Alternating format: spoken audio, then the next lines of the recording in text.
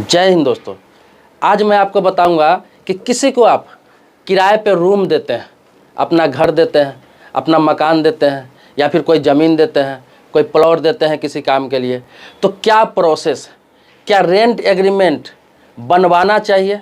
अगर बिना rent agreement बनवाए आप उसको किराए पे देते हैं किसी भी प्रकार का प्रॉपर्टी, रूम, मकान, मैंने बताया ज़मीन, गोदाम, किसी भी प्रकार का प्रॉपर्टी, तो आपके साथ क्या हो सकता है? चाहे वो आपका रिश्तेदार हो, चाहे वो अपना लोग हो, आपके जानने वाले हो, चाहे दोस्त हो या फिर अनजान व्यक्ति हो। और अगर एग्रीमेंट से देते हैं, एग्रीमेंट बना के देते हैं, तो किस प्रकार का एग्रीमेंट बनाना चाहिए?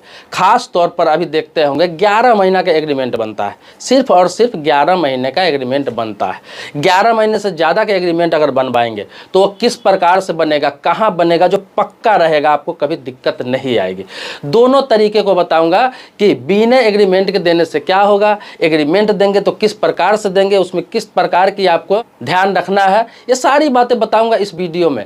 आपको पूरा वीडियो देखना है, आपसे रिक्वेस्ट है थोड़ा टाइम निकालिए और पूरा वीडियो देखिए, वीडियो को स्किप मत कीजिए। उससे पहले रिक्वेस्ट करूंगा इस वीडियो को लाइक जरूर कर दीजिए। आते हैं सीधा अपने टॉपिक पर। मैं आपके जानकारी के लिए बता दूं कि किसी को आप रूम देते हैं, दुकान देते हैं, मकान देते हैं, प्लॉट देते हैं, गोदाम देते हैं किराए पर। अब किराए पर आपने दे दिया, होता क्या है कि आमतौर पर आप देखते होंगे 11 महीना का एग्रीमेंट बनता है।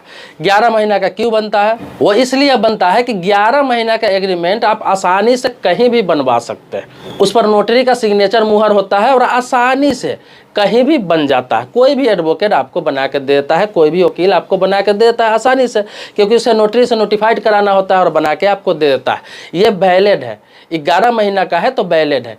लेकिन 11 महीना से ऊपर का आप एग्रीमेंट बनवाते हैं तो ये वैलिड नहीं है। क्यों वैलिड नहीं है मैं आपको बता दूं। 11 महीना से ऊपर का एग्रीमेंट अगर नोटरी से आप बनवाते हैं, किसी एडवोकेट से बनवाते हैं, तो वो इंडियन कॉन्ट्रैक्ट एक्ट के तहत मैं आपको बता दूं कि ये वैध नहीं है, वैलिड नहीं है। जब भी मामला कभी फंसेगा, कब्जा का मामला होगा, किराएदार खाली नहीं करेगा, तो आप उसे कुछ नहीं कर सकते अगर नोटरी से बना हुआ है तो क्या होता है कि 11 महीना से ऊपर जो बनवाना होता है, इसके लिए आपको कहाँ जाना होता है? Registry office. जैसे ज़मीन की रजिस्ट्री होती है, किसी प्लॉट की रजिस्ट्री होती है, प्रॉपर्टी की रजिस्ट्री होती है, उसी प्रकार से 11 महीना से ऊपर का जो एग्रीमेंट होता है, सेम प्रोसेस होता है। सब रजिस्ट्रार के पास वो एग्रीमेंट बनता है और वही उसको रजिस्टर्ड किया जाता है, तब जाकर वैलिड होता है। फिर आप 5 साल हो, 10 साल हो, 12 साल हो, 15 साल हो, कितने दिनों के लिए एग्रीमेंट बना के उस ज़मीन को, प्रॉपर्टी को, मकान को, दुकान को लीज पर दे सकते हैं।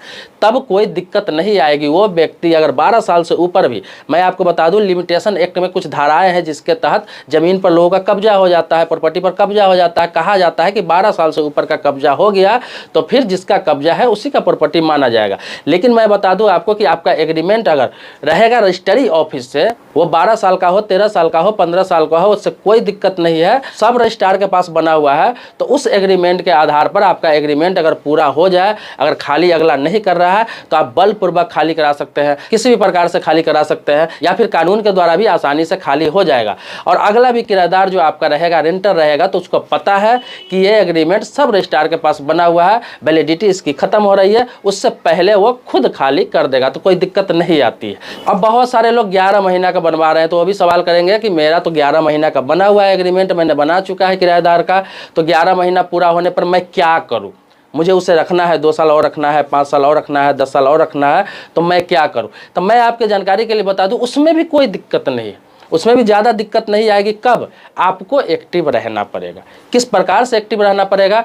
करना यह है कि 11 महीना में जैसे उसका एग्रीमेंट पूरा होता है, समय उसका पूरा हो जाता है, तो आपको क्या करना है, 11 महीने बाद फिर उसको दूसरा एग्रीमेंट 11 महीना के लिए कर सकते हैं। फिर 11 महीना पूरा हुआ, फिर 11 महीना के लिए एग्रीमेंट कर सकते हैं।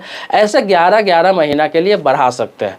11 महीने बाद आपको लगे कि रेंट मुझे बढ़ाना है 10%, 5%, 15%, तो उसको इंक्रीज करके आप नया एग्रीमेंट बना सकते हैं। अब क्या है, 11 महीना से थोड़ा फ़ायदा भी होता है 11 महीना का एग्रीमेंट रहने से, कि 11 महीना बाद 10% नियम के तहत, कानून के तहत, इंडियन कॉन्ट्रैक्ट एक्ट के तहत 10% किराया आपको बढ़ाना है। बढ़ाया जाता है। लेकिन आप 11 महीना के एग्रीमेंट है, 11 महीने बाद वो खाली करता है या फिर कहता है मैं रहना चाह रहा हूँ, तो आप चाहे तो 15% भी बढ़ा सकते हैं मार्केट वैल्यू के अनुसार, क्योंकि नया एग्रीमेंट बन रहा है, नए तरीके से आप उसको एग्रीमेंट बना सकते हैं। तो ऐसे 11 महीना कर करके 5 साल 10 साल भी रख सकते हैं, कोई दिक्कत नहीं आएगी। आपके पास 11 महीना का एग्रीमेंट होना चाहिए, प्रूफ होना चाहिए, इसमें भी किसी प्रकार की कोई दिक्कत नहीं आएगी।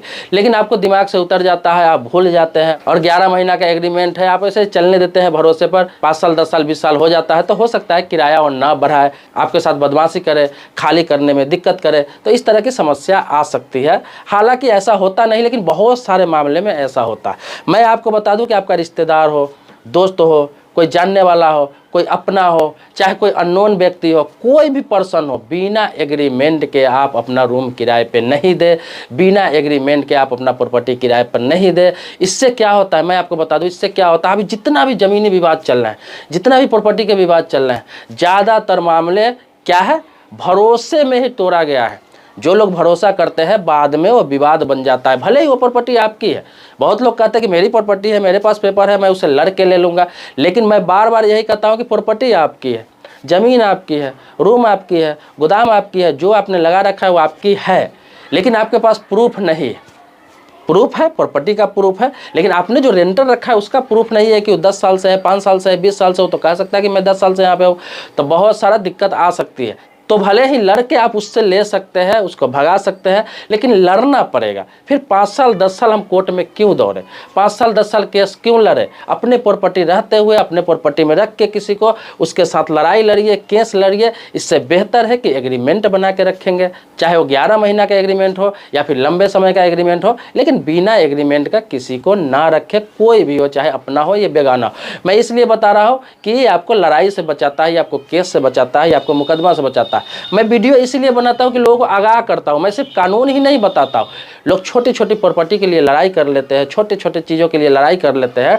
इससे बचने के लिए बता रहा हूं। आपके पास प्रूफ रहेगा, आपके पास एग्रीमेंट रहेगा, तो आप सिर्फ कंप्लेन भी करेंगे थाना में, FIR भी कराएंगे। अगर वो खाली नहीं कर रहा है तो पुलिस आकर खाली कराएगा, प्रशासन आकर खाली कराएगा, आपको केस करने की भी जरूरत नहीं होगी। लेकिन आपके पास प्रूफ नहीं रहेगा, एग्रीमेंट 5 साल 10 साल पहले फेल रहेगा, तो फिर तो आपका कोर्ट का सहारा लेना पड़ेगा। और कोर्ट का सहारा लेंगे तो आपको मालूम है कि कोर्ट में कितने दिनों बाद फैसला आता है। खास तौर पर सिविल मैटर की बात बता दे रहा हूं, मिनिमम 5 साल तो लग ही जाते हैं, 10 साल भी लग सकता है, 15 साल भी लग सकता है, 20 साल भी लग सकता है। तो अपना प्रॉपर्टी होते हुए अपने प्रॉपर्टी के लिए दूसरों से हम क्यों लड़े?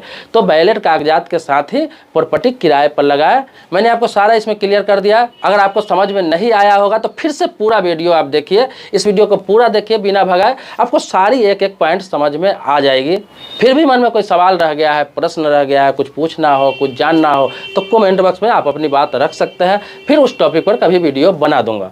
मेरे चैनल पर नए हैं, पहली बार आए हैं तो चैनल को सब्सक्राइब कीजिए, बगल में बेल घंटी है उसको भी दबाइए। इससे क्या होगा, नई नई वीडियो जो मैं डालूंगा सब आपको मिलता रहेगा, नई नई जानकारी आपको होती रहेगी। आप मेरे पुराने सब्सक्राइबर हैं, इसके लिए आपको कोटि कोटि धन्यवाद देता हूं। मिलते हैं नेक्स्ट वीडियो में जो आप ही के मुद्दे पर होगा। तब तक के लिए शुक्रिया, धन्यवाद, जय हिंद दोस्तों।